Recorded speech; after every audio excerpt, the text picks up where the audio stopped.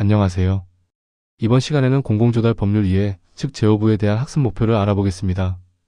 본 과정은 제16강부터 제20강까지로 구성되어 있습니다. 첫 번째 학습 목표는 민법과 계약법 체계를 숙지하는 것입니다. 공공계약의 기초가 되는 민법상 계약법리와 국가 및 지방계약법의 핵심 절차를 파악하게 됩니다. 두 번째는 조달사업법과 전자조달법을 이해하는 것입니다. 조달청의 조달사업 운영 및 전자조달 시스템 활용에 관한 법적 효력과 절차를 학습하게 됩니다. 마지막으로 공기업 계약 규칙을 파악하는 것입니다. 공공기관, 즉 공기업과 준정부기관에 적용되는 특화된 계약 규칙과 통제 장치를 이해하는 시간을 갖겠습니다. 제16강은 공공계약 관련 민법 규정입니다. 이번 강의의 핵심 학습 목표는 크게 세 가지입니다. 첫째, 계약의 성립과 효력입니다. 입찰 공고를 청약의 유인으로 보고 입찰은 청약, 낙찰은 예약, 그리고 계약 체결은 승낙으로 보는 등 공공조달 과정의 민법적 성립 과정을 이해합니다. 둘째, 도급과 위임의 구별입니다. 일의 완성을 목적으로 하는 도급과 사무처리를 위탁하는 위임의 법적 차이 및 공공계약에서의 적용을 파악합니다. 마지막으로 해제, 해지, 화해의 법리를 이해하는 것입니다.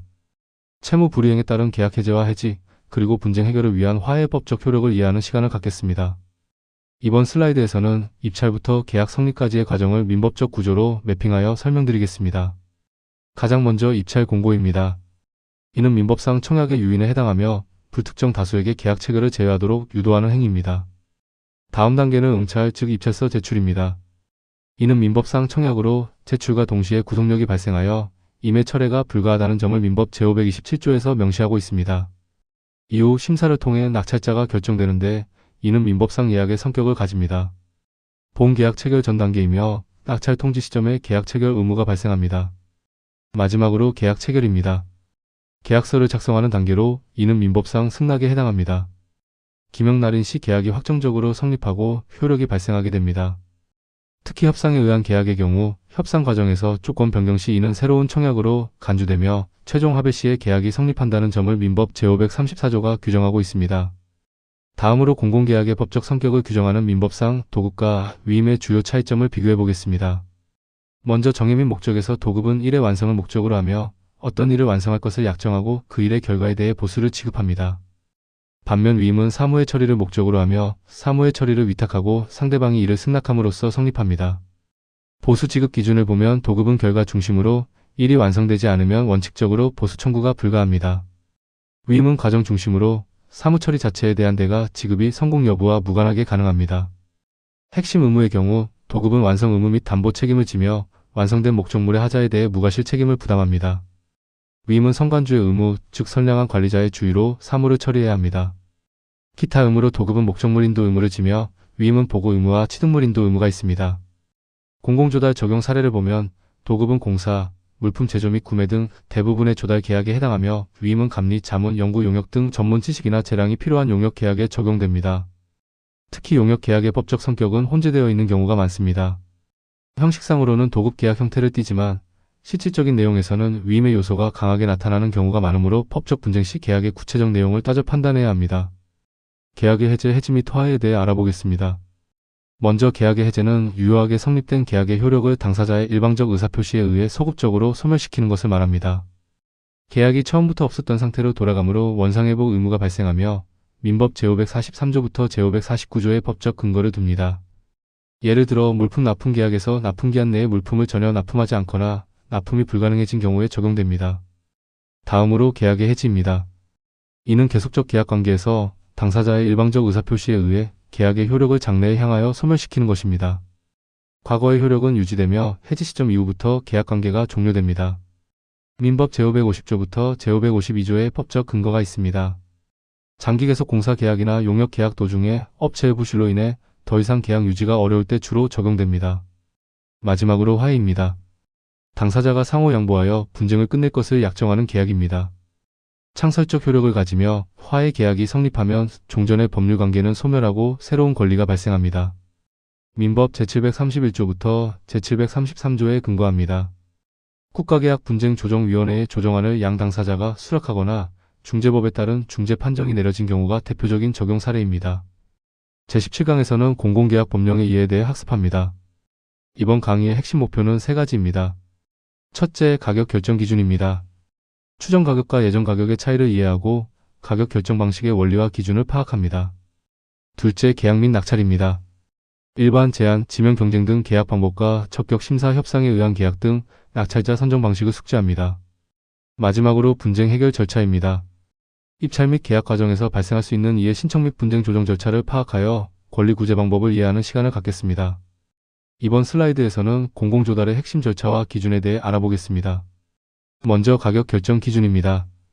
추정 가격은 부가가치세를 제외한 금액으로 입찰 공고 기준 및 국제 입찰 대상 여부 판단의 척도가 됩니다. 예정 가격은 부가가치세를 포함한 낙찰자 및 계약 금액 결정의 기준으로 거래 신뢰 가격이나 원가 계산 등을 활용합니다. 기초 금액 및 예비 가격은 전자 입찰 시 15개 예비 가격 중 4개를 추첨하여 산술 평균한 금액을 예정 가격으로 결정합니다. 다음으로 계약 방법입니다. 일반 경쟁은 자격을 갖춘 불특정 다수의 희망자를 경쟁에 붙이는 원칙적인 계약 방법입니다. 제한 또는 지명 경쟁은 실적, 기술, 지역 등으로 자격을 제한하거나 특수기술 보유자 등을 지명하여 경쟁하는 방식입니다. 수혜 계약은 천재지변, 이회유찰, 소액 등 경쟁이 불가능하거나 비효율적인 경우 예외적으로 허용됩니다.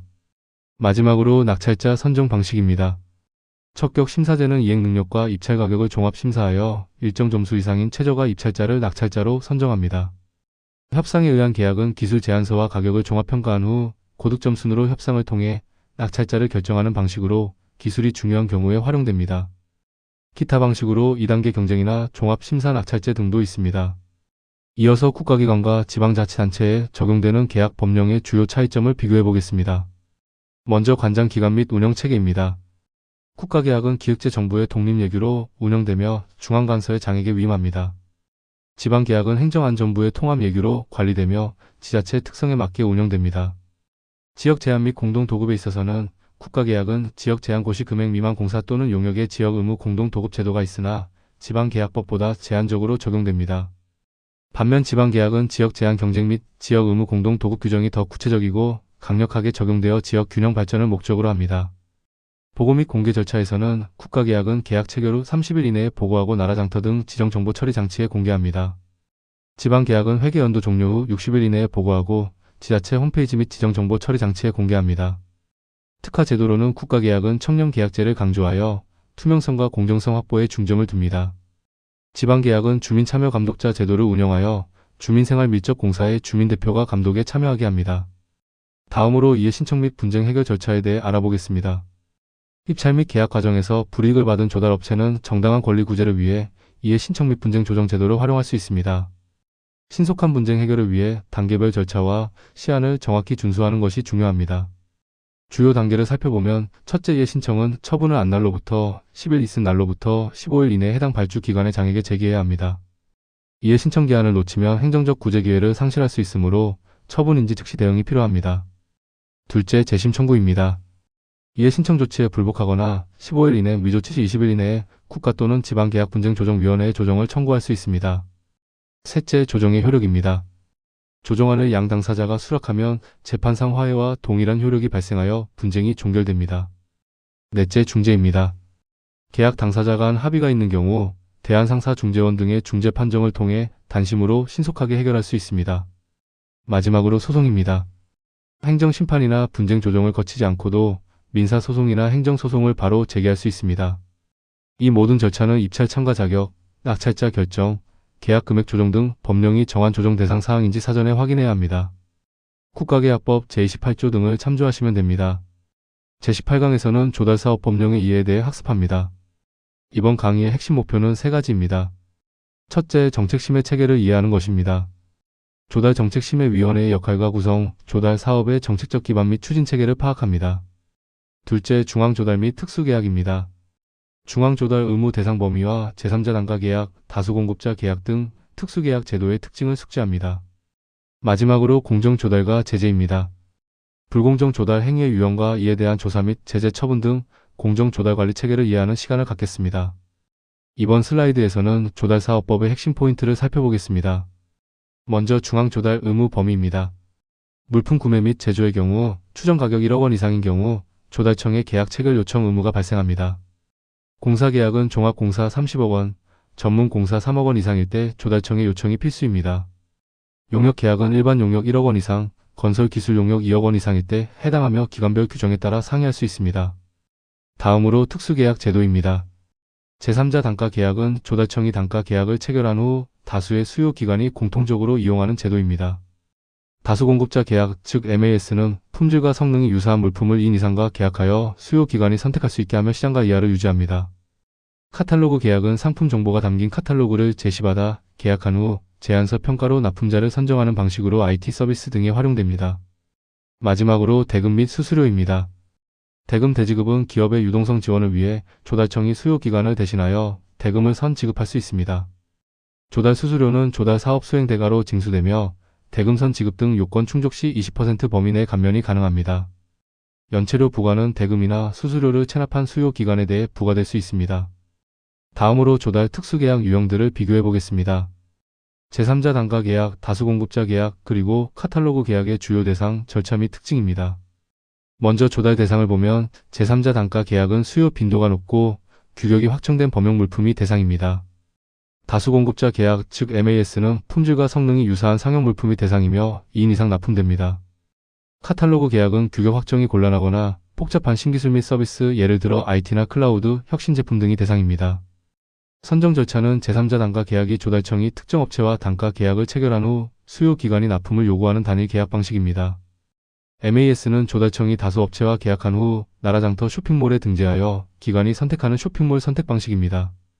카탈로그 계약은 카탈로그 등재 후 수요 기관의 제안 요청과 평가 및 협상을 통해 납품자를 선정하는 제안 및 협상 방식입니다. 가격 결정을 보면 제3자 단가 계약은 입찰을 통해 결정된 낙찰 단가가 고정 적용됩니다. MAS는 시장거래 가격 이하 계약의 2단계 경쟁 시 추가 인하가 가능합니다. 카탈로그 계약은 카탈로그 제시 가격을 기준으로 협상을 통해 최종 가격을 결정합니다. 유의사항으로는 제3자 단가 계약은 가장 기본적인 형태의 단가 계약으로 효율성을 중시합니다.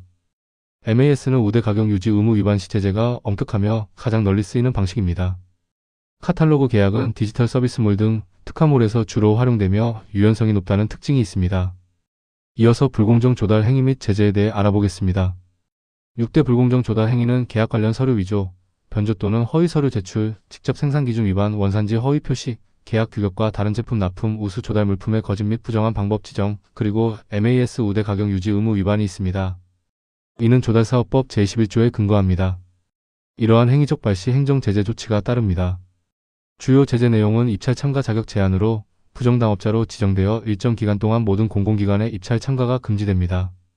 또한 불공정 행위 조사 중에도 필요시 해당 업체에 대한 거래 정지 조치가 즉각 시행될 수 있는 긴급조치도 있습니다. 이는 국가계약법 제17조에 근거하며 우수조달 물품 지정 취소, 계약 해제 및 해지 형사 고발 등이 병행될 수 있습니다. 부당 이득 환수도 이루어집니다. 서류 위조 등의 경우 납품 금액의 10% 또는 영업이익률 중 높은 금액을 환수하며 직접 생산 및 원산지 위반 시에는 납품 금액의 15%를 환수합니다. MAS 가격 위반은 계약 단가에서 시장거래 단가를 뺀 금액의 납품 수량을 곱한 금액을 환수합니다. 이러한 부당 이득 환수의 목적은 공정조달 질서 확립을 위한 징벌적, 민사적 손해배상 성격의 조치입니다. 제19강은 전자조달법령의 이해입니다. 이번 강의의 핵심 학습 목표는 세 가지입니다. 첫째, 전자적 처리 원칙과 효력입니다. 조달 업무의 전자적 처리 의무와 전자입찰, 전자계약 등 각 단계별 전자문서의 법적 효력을 이해합니다. 둘째, 입찰 제출 및 취소 제한입니다. 141PC 원칙, 전자입찰서 제출 후 수정 및 취소 제한 규정, 예외적인 취소 사유를 파악합니다. 마지막으로 전자시담 및 하도급 관리입니다. 전자공개수의 계약, 즉 전자시담 절차와 하도급 지킴이 등 전자적 하도급 관리 시스템의 의무사항을 숙지하는 시간을 갖겠습니다. 다음으로 전자입찰의 핵심 규칙에 대해 알아보겠습니다. 먼저 입찰 참여 및 제출 제한입니다. 141PC 원칙에 따라 동일 IP 또는 동일 PC에서는 1회만 입찰서를 제출할 수 있어 대리 입찰 및 담합을 방지합니다. 제출된 입찰서는 원칙적으로 교환, 변경, 취소가 불가하지만 중대 오류 시에는 취소가 가능합니다. 또한 입찰 취소 신청으로 무효 처리된 자는 해당 입찰에 재참여가 불가하며 재공고 입찰은 가능합니다. 다음은 유효성 및 공고 효력에 대한 규칙입니다. 파일 판독 불가 시에는 암호화 오류 또는 바이러스 감염 등으로 판독 불가능한 부속 서류는 제출하지 않은 것으로 간주되어 무효 처리됩니다. 공고일 기준으로는 시스템 게시일이 우선합니다. 전자조달 시스템 게시일과 붙인 파일의 날짜가 다른 경우 시스템상의 게시일을 공고일로 봅니다. 마지막으로 공고 내용 기준은 붙인 파일, 즉 공고문이 우선합니다. 시스템 입력 내용과 첨부된 공고문 내용이 상이할 경우 붙인 파일인 공고문의 내용이 우선합니다. 이번에는 전자시담, 즉 수의 계약 프로세스에 대해 설명드리겠습니다. 전자시담이란 수의 계약 대상자와 가격 등을 협의하는 과정을 전자적으로 처리하는 방식입니다. 비경쟁 계약이라도 투명성을 확보하기 위해 입찰 공고 대신 안내 공고를 통해 절차를 공개하고 모든 기록을 시스템에 남깁니다. 그 과정은 다음과 같습니다. 첫째, 안내 공고입니다. 발주기관이 수의 계약 대상자에게 견적 제출을 안내합니다. 둘째, 전자 견적입니다. 계약 상대자가 시스템을 통해 견적서 또는 제안서를 제출합니다. 셋째, 협상 및 결정입니다. 가격 및 조건 협의 후 최종 낙찰자를 결정합니다. 마지막으로 계약 체결입니다. 전자 서명을 통한 최종 전자 계약이 체결됩니다. 하도급 관리 및 시스템 이용 제한에 대해 말씀드리겠습니다. 전자조달 법령은 공정한 하도급 문화를 정착시키고 시스템의 건전한 이용을 보장하기 위해 강력한 의무 사항과 제한 규정을 두고 있습니다. 하도급 지킴이 등의 시스템 사용은 선택이 아닌 법적 의무이며 시스템 이용 질서를 훼손할 경우 즉각적인 이용 제한 조치가 취해집니다. 주요 법적 준수 사항을 살펴보겠습니다. 하도급 관리에서는 하도급 지킴이, 대금 이바로 등 전자적 대금 지급 관리 시스템을 사용하여 하도급 계약을 체결하고 관리해야 합니다.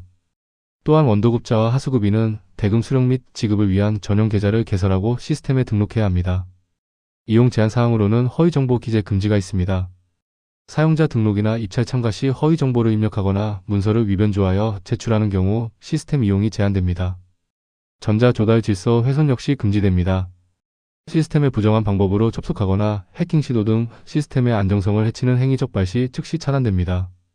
자격관리 측면에서는 부정당업자 제재기간 동안 전자조달 시스템의 입찰 참가가 원천 봉쇄되며 국세 및 지방세를 체납 중인 자는 계약 체결이 불가능하며 시스템 이용에 제약을 받을 수 있습니다. 제10강은 공기업 및 준정부기관 계약 사무규칙입니다. 이번 강의의 핵심 학습 목표는 세 가지입니다. 첫째, 계약 사무규칙의 특수성입니다. 국가계약법을 준용하되 기관의 성격과 업무 특성을 반영한 공기업 및 준정부기관 계약 사무규칙의 구조를 이해합니다. 둘째, 국제 입찰 범위와 예외입니다. CPA 및 FTA에 따른 국제 입찰 대상 금액 기준과 중소기업 제품 등 적용 제외 사유를 명확히 파악합니다. 마지막으로 위탁 및 수의 계약 제한입니다. 부패 발생 시 조달청 의무 위탁 규정과 정관 예우 방지를 위한 퇴직자 수의 계약 제한 등 투명성 강화 조치를 숙지하는 시간을 갖겠습니다. 이번 슬라이드에서는 공기업 및 준정부기관의 국제 입찰 범위 및 예외 사항을 설명드리겠습니다. 정부조달협정, 즉 CPA 및 자유무역협정, FTA에 따른 국제 입찰 대상 금액 기준과 주요 예외 사항입니다. 먼저 물품 및 용역은 7.1억 원 이상, 공사는 265억 원 이상이 국제 입찰 대상 금액 기준입니다. 이 금액은 2년마다 기획재 정부고시 환율에 따라 원화 기준 금액이 변동될 수 있습니다. 적용 예외 사항을 살펴보면 첫째, 안보 및 공익 목적의 경우 국가안보, 국방 목적, 공공질서 유지, 인간 및 동식물의 생명과 건강 보호 등 국가의 중대한 이익 보호 및 공공의 안전을 위한 경우입니다. 둘째, 사회적 약자 및 중소기업을 위한 예외로 중소기업 제품, 장애인 복지단체 생산품, 자선단체 생산품, 교도 작업 생산품 등 중소기업 제품 구매 촉진 및 판로 지원에 관한 법률 등에 따른 지원 대상은 제외됩니다. 셋째, 특정 품목에 대한 예외입니다. 농산물, 수산물, 축산물과 한국전력공사의 특정 중전기 품목 등 국내 산업 보호가 필요한 1차 산업 생산물 및 특정 기자재가 해당합니다. 넷째, 판매 및 재판매 목적의 경우 판매 또는 재판매를 목적으로 하는 물품 및 용역 조달은 정부 조달 협정 적용 대상에서 제외됩니다. 예를 들어 공기업이 수익 사업을 위해 구매하여 다시 판매하는 상품 등이 여기에 해당합니다. 다음으로 위탁 및 수의 계약 제한과 정보 공개에 대해 알아보겠습니다. 먼저 부패 방지 및 제재 조치입니다. 임직원이 계약 관련 부패 또는 비리로 기소되거나 중징계 처분을 받은 경우 2년간 조달청에 계약 사무를 의무적으로 위탁해야 합니다. 또한 정관 예우 방지를 위해 퇴직 후 2년이 지나지 않은 전직 임직원이 대표이사 등으로 재직 중인 업체와는 수의 계약을 체결할 수 없습니다. 다음은 투명성 및 알 권리 보장입니다. 수의 계약을 체결한 경우 사업명, 계약 상대자, 금액, 수의 계약 사유 등을 기관 홈페이지에 1년 이상 의무적으로 공개해야 합니다. 마지막으로 위반 시 제재 조치입니다. 수의 계약 제한 대상임에도 허위 서류를 제출하여 계약한 경우 계약 해제 및 해지는 물론 부정당업자 입찰 참가 자격 제한 처분을 받게 됩니다. 마지막으로 권익보호 및 이해 신청 절차입니다. 공기업 및 준정부기관의 계약 업무 수행 시 계약 상대자의 권익을 보호하기 위한 제도적 장치를 반드시 준수해야 합니다. 행정처분 전 사전 절차와 사후 구제 절차를 명확히 이해하고 이행하는 것이 중요합니다. 실무 핵심 포인트는 부정당업자 제재 전 의견 진술 기회가 보장되며 처분의 불복 시 이해 신청 및 분쟁 조정 재심을 통해 권리를 구제받을 수 있다는 것입니다. 권익보호 체크리스트를 살펴보겠습니다. 사전 절차에서는 부정당업자 입찰 참가 자격 제한 처분 전 해당 업체에 의견 진술 기회를 부여하고 처분 7일 전까지 서면 통지했는지 확인해야 합니다. 이에 신청은 불이익을 받은 날로부터 15일 또는 그 원인이 된 행위가 있은 날로부터 20일 이내에 제기되어야 합니다. 또한 이에 신청을 받은 날로부터 15일 이내에 심사 결과를 신청인에게 서면으로 통지해야 합니다. 분쟁 조정 재심 청구 절차는 이에 신청 결과에 불복하는 경우 통지를 받은 날로부터 20일 이내에 국가계약 분쟁조정위원회에 재심을 청구해야 합니다. 대상 기준으로는 종합공사 4억 원, 전문공사 1억 원, 물품 및 용역 5천만 원 이상 등 이에 신청 대상 계약 금액 기준을 충족하는지 확인해야 합니다. 마지막으로 기간 관리에서는 각 절차별 법정 기한을 정확히 산정하여 기한 도과로 인한 불이익이나 절차적 하자가 없도록 관리해야 합니다. 자세한 내용은 공기업 및 준정부기관 계약 사무규칙을 참조하시기 바랍니다.